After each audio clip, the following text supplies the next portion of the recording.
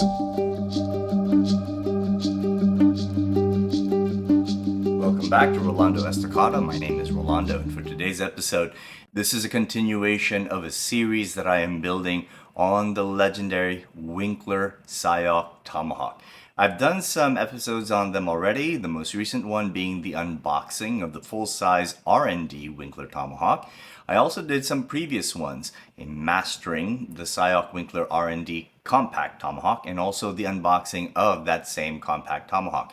I've recently done the full-size unboxing, and today we're going to be taking a look at mastering the full-size Tomahawk, meaning mastery as a process, not as a destination. So let's take a look at what the full-size is. So the full-size, as I hope you have had a chance to see on the unboxing video, is the bigger brother of the compact. It is absolutely just wonderful in its design, similar to the compact. And what you will see comes in this wonderful sheath, and all I have to do is punch through, and here we go. What we have here is the full-size front spike edition, and the front spike, that pretty much has Winkler Sayoc written all over it. You're not going to get this design anyplace else. And if you're looking to get one, I highly recommend that. As great as all the Tomahawks in the Winkler knives catalog, I would say that if you're going to go with the Tomahawk, definitely get that front spike, because it's just what makes it legendary and absolutely unique. So with the full-size version, as mentioned in the unboxing, we're going to go into a little bit more detail as to what makes it very unique. We have the three sections here. We have the pistol grip, so it's a little more choked up. We have that middle version right here. No grooves on this side, so it's a nice clean handling over here. And then you have more grooves down here, which I think is great because the longer the weapon is, the more it needs securing. So as long as this tool is, we want it so that it is secure in our hand, and having that extra ergonomic fit into the hand is very helpful for the management of this tool. So same questions I'm going to be asked for sure is that since the Tomahawk is not as big or not as long as a Bowie knife, and a Bowie knife, even at 11 inches, 10 or 11 inches in terms of blade length, is still longer than the Tomahawk. So more surface edge, more ability to make contact. Then really, Rolando, why the Tomahawk? Simple, because it is absolutely versatile in terms of its gripping. So it has more versatility in terms of how a fight progresses, so that it is really great in its ability to manage long range, middle range combat, and most of all, close range combat. It's an absolutely fantastic tool in terms of not just its application in combat. As many of you know, this is a very famous Special Forces tool used specifically by our Navy SEALs, but the fact that it is so versatile in terms of our growth and study, in terms of how combat is very fluid as it changes from one range to another. One of the things that actually drew me to the Sayoc Winkler Tomahawk is not just this beautiful design with the front spike, but because of its sectioning of the grip, it actually forces me as a practitioner to explore its use in every range from long, middle, and close quarter ranges. So this Tomahawk is an absolute plus for me, not only in terms of its effectiveness, but how it forces me to basically expand my game. So I'm also going to be asked, well, how does it feel like? As mentioned in my previous episode about the compact feels like a kukri. The longer version, the bigger version of it, feels a lot like the Filipino itak. As you can see, this is a pretty big, short sword, and you see this very aggressive belly swell over here in terms of the edge. So it likes to fall forward. It likes to fall forward. And you can see here, because the majority of the mass is right here on that blade, this tip is going to want to fall forward. And that is a lot of blade that you're going to want to fall forward when you're using this. Apparently, this is very similar to the type of swords that were used by the Katipuneros of the Philippines, who fought with both pistol and sword. And that's really an amazing detail about how they fought, because they had a very clear understanding of the purpose of each. And similarly, this is something that is still being asked of our own US military and pretty much all military around the world in terms of how the use of edge weaponry should integrate seamlessly with firearms. So the full-size RnD Tomahawk, to me, feels a lot like and behaves a lot like a Filipino Itak Tagalog. This is one of my favorite swords, and it is very reminiscent of how the full-size RnD Compact feels. Now this is what makes the full-size RnD Tomahawk very special, aside from the fact that it feels like and behaves like an Itak Tagalog, and besides what makes it really versatile in terms of its gripping, both in terms of its ergonomics and also its tactile feel with this beautiful tribal grooving here, so you get both ergonomic and tactile feedback. The fact that the head itself has these multiple striking components, the impact side for thrusting, the pike side for reverse strikes, the front spike that goes forward that acts like a leading edge, leading point, and we have this short edge over here. So what is the real advantage? Advantage is that it increases the length, it increases the real estate of the weapon without increasing the edge surface. I need us to really think that one through. Because it is longer and it has not increased the edge surface, the trouble with tools that are longer and bigger with increased edge surfacing is that once you hold this sword and you are locked in place, you have a bit of a problem. This is the only grip you have. There is no other grip to go with. So this is how you're going to hold it, whether you're in long range, middle range, or close quarters. And for somebody who has trained in transitioning in live sparring from a long range, middle range, short range with weaponry, I'll tell you something that's interesting about weapons. They become really cumbersome once they start changing ranges. For example, a short knife, really not good in long range. It's a disaster. Mid-range, okay, it starts to get a little better, but it's not really good in the two other ranges. The longer ranges, although great in the long range, even mid-range, once you get inside, you run into problems in terms of getting disarmed yourself.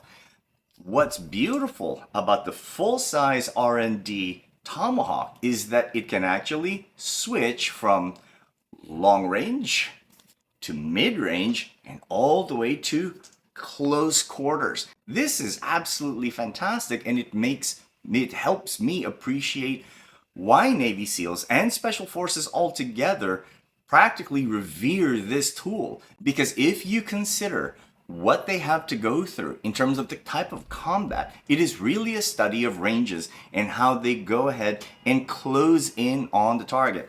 Any of the films that you have seen that involve Special Forces always has some form of range management, whether it's with firearms, ballistic firearms, you're looking at transitioning from outside of a building, and then they're going into room clearing, and then they're going into breaching. There's always a change of range, and when they change ranges, the tools have to change as well. And what I've found in my own training is that when you change ranges, you also have to change grips. So what's interesting about the full-size RnD Tomahawk is that it is longer, which means you can also change grip. You can't do this with a longer sword for obvious reasons. So what I want to be able to demonstrate with the full-size RnD Tomahawk is how it excels in long range and some of the biomechanics that I borrow from in other martial arts, Filipino martial arts,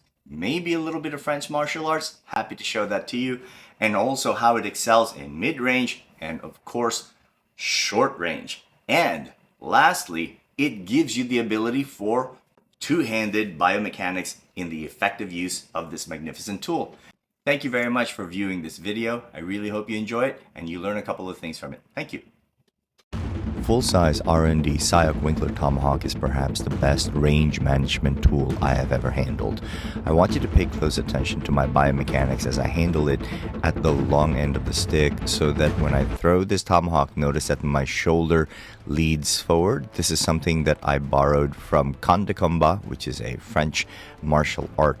And when you're using a tool that requires more leverage from the entire torso, leading with the shoulder as you switch from one strike to another is going to be very important in managing the strikes. So I'm going to show here the basic cinco teros from Filipino martial arts, angle 1, 2, 3, 4, and then 5 with a thrust. And this is very handy and something that can be used with the Winkler Tomahawk. So as you see me start to move here with a little bit of carenza, you don't necessarily see any of that shoulder moving, but you start to see it as I start to extend my tool towards the target. So I'm going to do a little bit of a movement here where I run towards a target and I do what's called a high and low attack. So this is something that you see in Filipino martial arts, but start to notice that my right shoulder likes to lead forward. What that does is it allows me to maximize my reach, but also maximize my leverage so that my entire torso, using my waist as the fulcrum, to allow that tomahawk to act more like a whip. So as I go ahead and use my carenza and maybe even a snap cut to fake, I go ahead and use that high-low movement to get behind the leg. Once I'm behind the leg, there's a lot of things that can happen here so that I can allow myself to close the range. I can do some hand changing as well. That is a quasi-lateral movement from Comparative, quasi-lateral, where you see some of that chambering and it goes from high to low. What you start to see here is that it allows me to use that long-range tool so that the Winkler Tomahawk can actually work as a long-range tool, but it's really all a setup in order for me to go into close quarters. So again, this is the best range management tool I've ever handled. So its primary purpose in terms of its versatility is its ability to be able to manage the range. This is important to take note of because usually when you have edged weapons where range is something that we like to use, once we get into closer ranges, the tool itself becomes very cumbersome. So see that high and low allows me to stay in long range. It allows me to fake the opponent out. It allows me to switch. It allows me to do a lot of things in this particular range. I can do a lot of things with this Itak Tagalog. In fact, I'm going to use the same mechanics as you see that I start to change shoulders so that I can use some of that torso movement to get the sword a lot of support as I bring my entire mass into a strike. So you see that I can do a lot of high-low, and the Itak Tagalog is really effective and truly battle-tested when it comes to these types of movements. Long range is where it really truly excels, and it is fantastic for that. However, what we start to see is when the Itak Tagalog or any sort of edged weapon that is in the short sword or even long sword category, once we start to get close, we can still use the opposing arm, the offhand, as a type of fulcrum, as not fulcrum, but as a type of support. But once we get close, we start to run into problems because this is where it starts to happen. When the opponent gets inside that angle, once we get inside that range, it becomes problematic. But an inside range is actually where the tomahawk starts to excel because of that because there's more handle to deal with, but also that beard which can do a lot of things with the tomahawk in this range. I can secure, then I can pull off balance or strike them with the offhand, or even control with the choke. So see, from long range I can strike, or from long range I can go ahead and apply a choke. This is something that we cannot do with a sword. Also, I can start to get compliance by striking on the upside. We can do that reverse pike strike over here. Or see that leading shoulder, I can still go ahead and use that shoulder as a lever to strike, and from that strike, without that compliance, I can go ahead and control the arm and proceed to control. But if I don't get that compliance with that person, I can go ahead and break the arm. Once I am in this range, there's a lot of things that I can do. You can see that I have this rake. Then I can start to use the two-handed approach to the tomahawk. One would think that two-handing is something that you do from long range, but for my purposes, I like using it from short range because sometimes a tool can get stuck in a target. And what you want to do is to be able to use two hands to use all of that leverage and all of that power to go ahead and use your entire myofascial sling and practically wrench that across. This is something that I've seen on a YouTuber's video where he used the tool on wood and used that exact mechanic to break wood apart, and it's something that you can do once it is stuck on a target with full force. Now we're going to go ahead and use some of that two-handing approach so that you can see that it's something that I like to use at close range. Once we are at close range, we can start to see some of this movement, which is from doce pares, some of that U, but I actually like to use that mid grip in close range because it allows me to two-hand if needed. So I go from long range, switch grips to mid, and then I go inside, then I go two-handed because from that two-handed I have all of that leverage. So once I'm here at two-hand, I can foot stomp or foot sweep to take that individual to the ground. You can see now that when I choke up on it, I can go ahead and go high-low, choke up, and go into a strike into the face and get into really close quarters. But again, I still have all of that handle to use so that I can go ahead and do that control position. So from here, long range to choke up, and then from that choke up, I can use two hands. And from here, I think you start to get the idea of what kind of range management skill sets this tool provides me. So you can see some of the movements here from long range going into short range and high and low. I can go ahead and do that two-handed to a whip tick. There's a lot of things that can be applied using the full-size RnD Winkler Sayoc Tomahawk. I really enjoy moving with it.